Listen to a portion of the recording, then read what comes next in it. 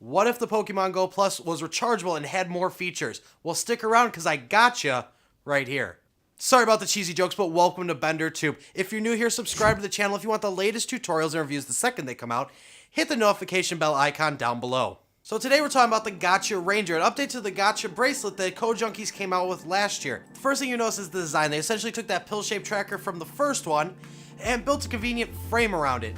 Inside that frame, there's an 1100 milliamp hour battery, which means you're not going to have to charge this thing for a few days, but when it's finally time to charge it, you don't have to use that weird proprietary cable anymore. It comes with a USB cable built right into it, so you can just plug it straight into a power bank or charger when you need to charge it. And in case your phone dies and this is your last option, it actually has a built-in micro USB cable and comes with a lightning adapter to charge up your phone in case of emergency. It has some other features you might like, such as an LED flashlight and compass, but they're really just for novelty. The flashlight on it doesn't get that bright, so it might be hard to actually see something if you need it in the dark.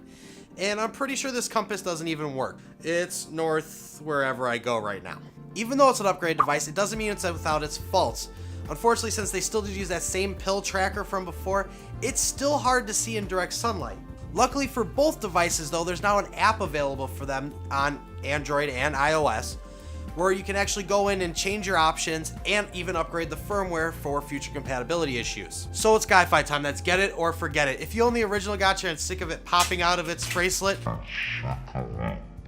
or you just don't like trying to use that cable to actually charge it, then this is a good upgrade for you. Now, if you're not having issues like that, or you don't want auto catch or spin stops, then stick with what you have. Honestly, it's a little pricey, but if you're a serious player and you're having issues with what you have currently, or just want to upgrade, it's worth the price to improve your game. Now, as always, I'm going to leave links down in the description below, and that's it for me today, guys. If you liked the video or found it helpful in any way, leave a thumbs up, leave a comment down below, and as always, I'll see you in the next one.